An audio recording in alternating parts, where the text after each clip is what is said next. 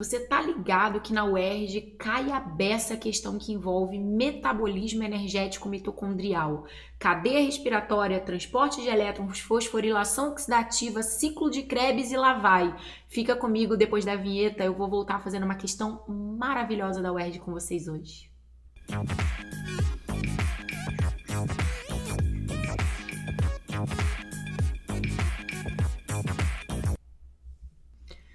Fala galera, eu sou a professora Carol Braga. Hoje é quarta-feira, dia da nossa aula de biologia aqui do Foco na UERJ. Aliás, essa é a nossa 12ª aula.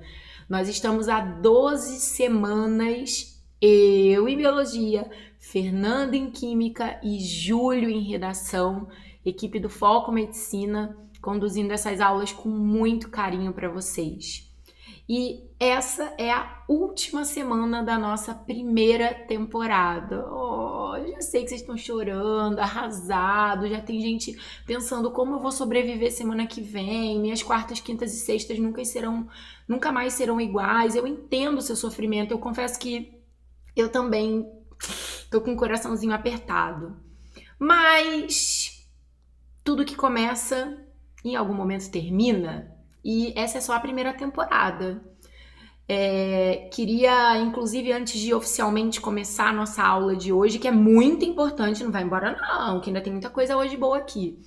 Queria te pedir para deixar aqui nos comentários, contando um pouquinho, se você foi um aluno raiz, se você esteve de fato com a gente ao longo dessas 12 semanas de aula, 36 aulas fecharemos na sexta-feira, com Fernanda se despedindo de vocês.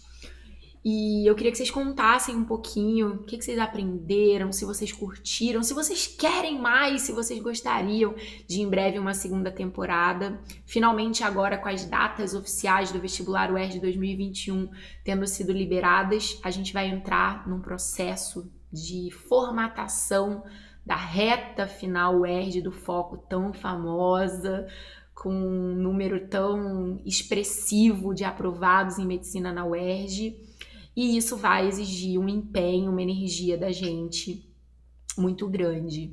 Inclusive, se você ainda não é inscrito na nossa comunidade do Telegram, o link de inscrição está aqui na descrição desse vídeo, venha fazer parte dessa comunidade incrível que já tem mais de 2.000 vestibulandos de medicina do Brasil inteiro. E eu vou te receber lá com todo o meu amor e com muito esporro para te dar também. Aulas, lives toda quinta-feira lá no meu Instagram, @professora Carol Braga. Materiais, muito conteúdo bacana. Você não vai ficar órfão da gente não, tá? E sempre notícias em primeira mão por lá. Então, eu sei que tem muita gente que tá ansioso, né, para saber sobre a abertura de novas vagas, sobre a reta final. Em breve, todas essas informações estarão lá, tá bom? E vambora, então, que hoje eu trouxe um tema que eu tenho, assim, um carinho todo especial. Eu vou falar com vocês sobre inibidores de cadeia respiratória. E para além do tema central, que toda aula tem que ter um tema central, né? Mas vocês sabem que eu não me contento em ficar no básico. Eu tenho que inventar coisa além para vocês. Eu trouxe uma questão, eu escolhi uma questão, gente, a dedo. Uma questão que caiu no vestibular da UERJ, no exame discursivo, lá em 2017. Uma questão polêmica, porque ela trouxe um gráfico envolvendo a contextualização da ação do monóxido de carbono com a saturação da oxihemoglobina. E toda questão que tem gráfico já te faz dar aquela, ai, que medo! Aquela panicada, né? Que só um vestibulando sabe como dar, como causar o drama queen da sua vida. E essa questão é polêmica porque, por ter contextualizado o lance do monóxido com a hemoglobina em um gráfico, ela saiu do óbvio. E tudo que sai do óbvio tem um nível de dificuldade aumentado, né? Vamos lá, vou parar de dar spoiler e vamos pra porrada. A questão dizia assim, ó: em todo mundo o tabagismo é considerado a principal causa de morte evitável. Além dos prejuízos causados pela nicotina e outros componentes, os fumantes apresentam uma acúmulo de monóxido de carbono no sangue, que pode levar à hipóxia, ou seja, menor oxigenação dos tecidos. Considere no gráfico as curvas de saturação da oxihemoglobina, hemoglobina transportando oxigênio, né? De dois indivíduos, A e B, de mesmo sexo, idade, peso e altura. Um desses indivíduos não fuma e o outro é fumante crônico. Vou pegar meu mousezinho aqui para a gente começar a analisar o gráfico. Eu tenho no eixo Y saturação da oxihemoglobina em percentual de 0 a 100%. Hemoglobina 100% saturada significa que ela está transportando 4 moléculas de oxigênio, cada um ligado a um de seus grupamentos M. 75%, 3 moléculas de oxigênio, 50%, 2 moléculas de oxigênio, 25%, 1 molécula de oxigênio e 0% hemoglobina totalmente desoxigenada. No eixo X, a gente tem a pressão de oxigênio em milímetros de mercúrio. Então, a gente tem duas curvas aqui mostrando a relação de afinidade da hemoglobina pelo oxigênio. Acredito que vocês conheçam esse gráfico, que vocês já tenham aprendido sobre esse gráfico, que já caiu centenas de vezes em todos os vestibulares. Ele é um gráfico que permite avaliar, em função da pressão do oxigênio, a saturação alcançada pela hemoglobina em relação ao oxigênio. Como eu tenho duas curvas aqui, eu consigo comparar em qual das duas situações o grau de afinidade da hemoglobina pelo oxigênio é maior ou menor. Indivíduo A e indivíduo B tem uma legendazinha aqui, ó, marota, que diz o nível de carboxihemoglobina. Carboxihemoglobina é um nome dado à ligação do monóxido de carbono à hemoglobina. Indivíduo A, que é a curva roxinha mais escuro, indivíduo B, o lilazinho mais claro. Indivíduo A, 60% de carboxihemoglobina no sangue, indivíduo B, 0%. Vamos à pergunta? Com base na análise das curvas, identifique o indivíduo fumante. Bom, aí ficou muito fácil, né? Óbvio que já estava dado aqui em cima. Os fumantes apresentam um acúmulo de monóxido de carbono no sangue. Quem vai ser o indivíduo fumante pela legenda? O que está com 60 blau de carboxihemoglobina no sangue, indivíduo A. E repara que não tem nem justifique, porque a justificativa seria tão idiota que eles pouparam você disso. É identificar o indivíduo A e ó, ir para a próxima pergunta. Explique ainda por que o acúmulo de monóxido de carbono pode levar à hipóxia nos tecidos. O que o aluno faz?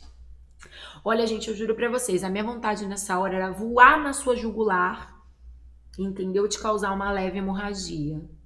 Porque o que vocês fazem?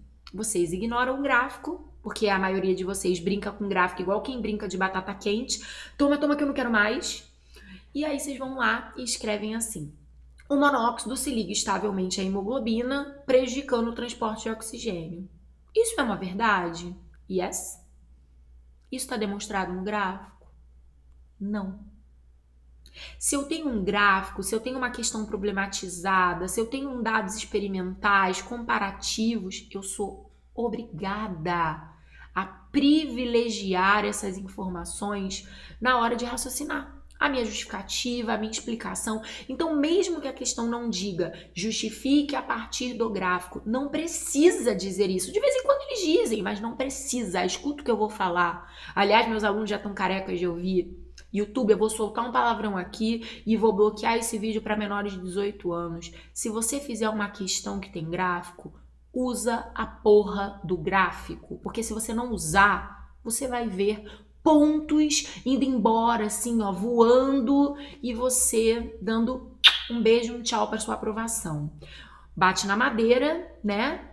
Que você não quer isso. Então, vamos contextualizar a partir do gráfico a relação do acúmulo do monóxido lá no sangue do indivíduo A com prejuízos de oxigenação tecidual? Gente, olha só, lembra que eu estava falando que esse gráfico permite comparar o grau de afinidade da hemoglobina pelo oxigênio? Então, o que eu tenho aqui? Quando uma curva é deslocada para a esquerda, como aconteceu comparando a curva do indivíduo B com A, eu percebo claramente um aumento de afinidade da hemoglobina pelo oxigênio. Como assim, Carol? Me prova isso no gráfico.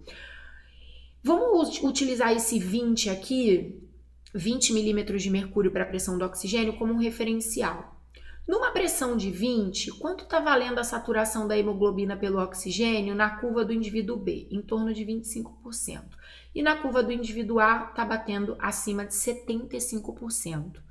Então, em uma dada pressão de oxigênio, quanto maior for a saturação da hemoglobina pelo oxigênio, maior é a afinidade da hemoglobina por esse gás. Então, é muito nítido para mim que no indivíduo A, que é o que está cheio de monóxido de carbono trabalhando no sangue, agindo sobre as hemoglobinas, houve um aumento da afinidade do oxigênio pela hemoglobina. E aí, o que o aluno inocente tende a imaginar? Que aumento de afinidade é bom. Ai, Carol, não é bom, porque se a hemoglobina está mais afim do oxigênio, ela vai grudar nele, vai ficar com ele. Então, só que o objetivo da hemoglobina não é ficar com oxigênio, meu povo. O objetivo da hemoglobina é transportar o oxigênio do sangue aos tecidos.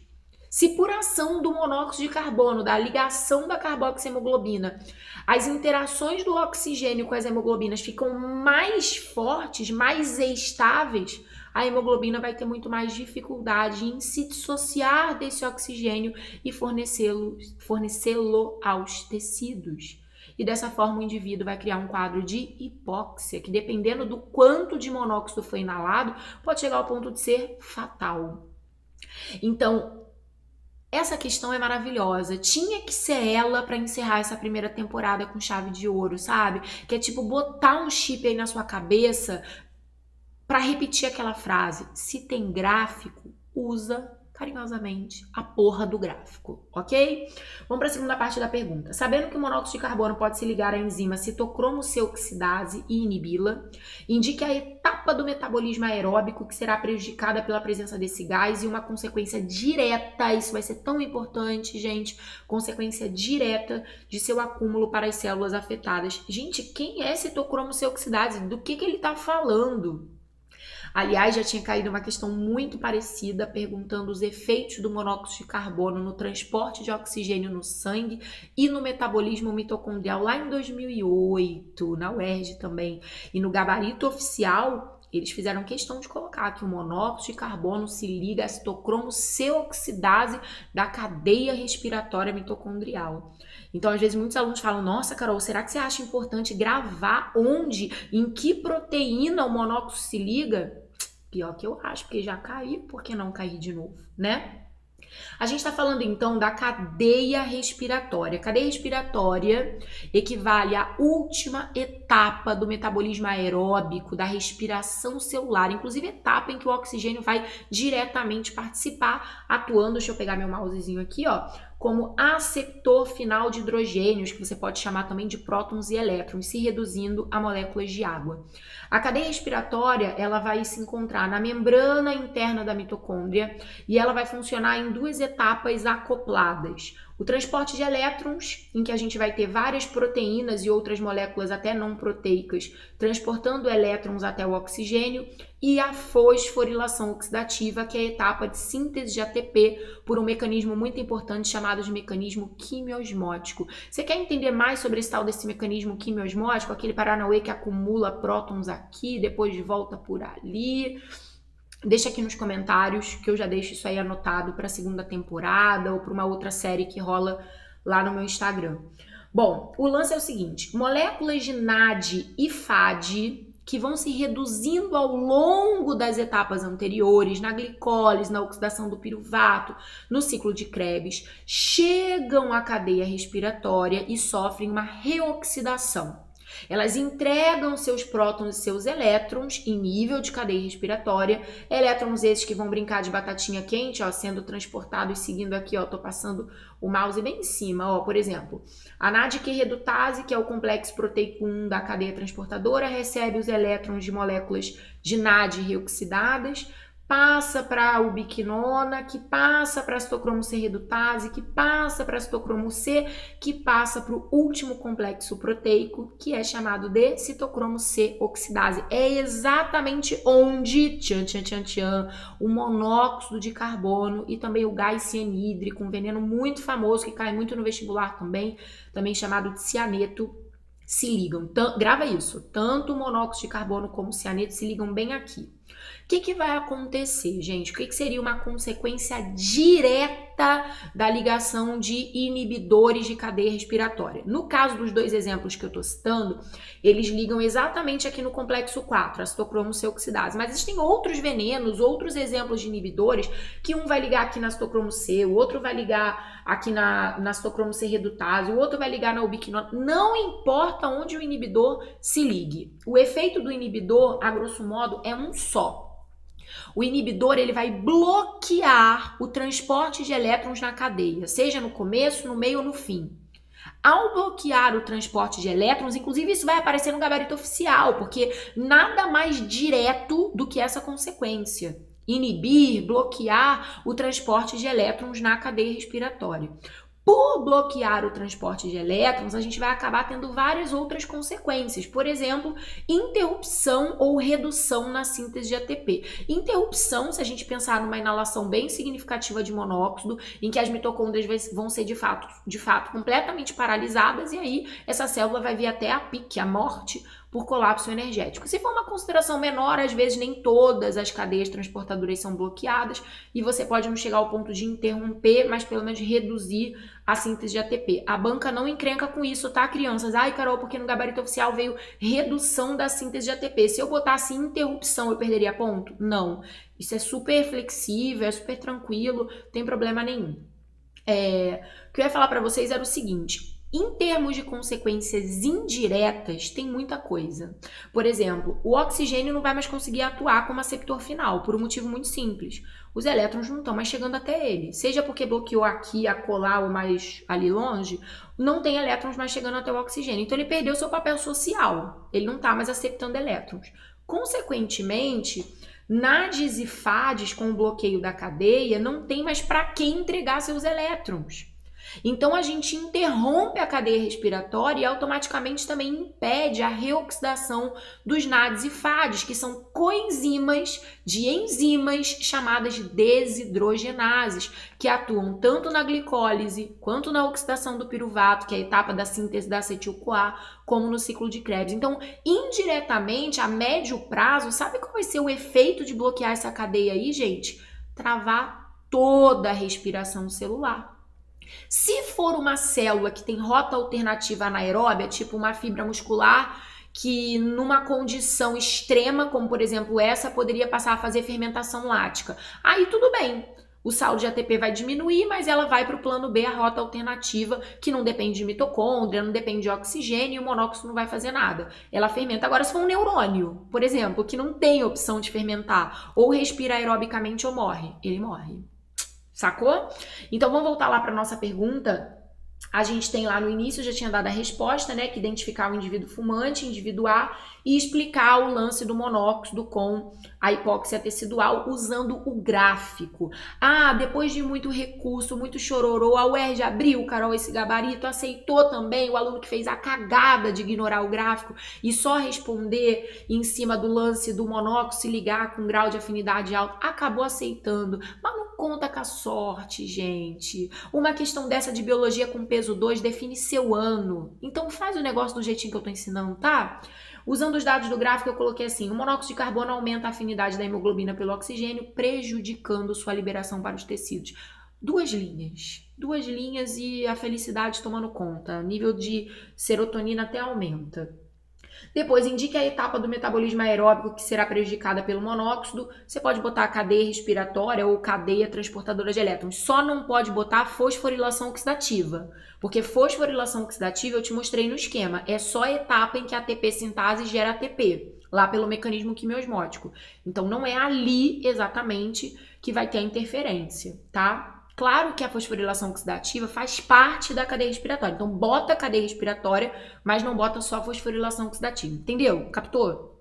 Dúvidas sobre isso, deixa nos comentários. Na parte de consequência direta, a gente tem como opções interrupção ou redução da síntese de ATP ou interrupção do transporte de elétrons. E dessa forma, a gente encerra a nossa questão e até com uma emoçãozinha a mais...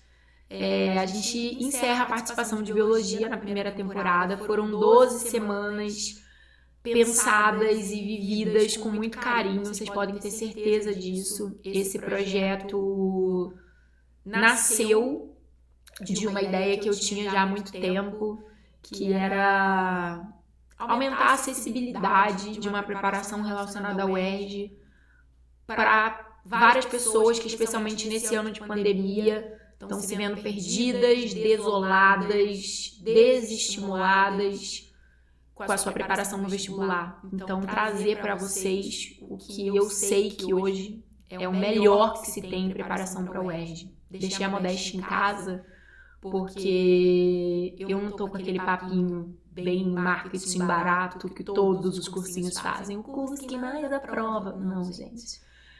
Quem diz isso são os resultados. Não sou eu, né?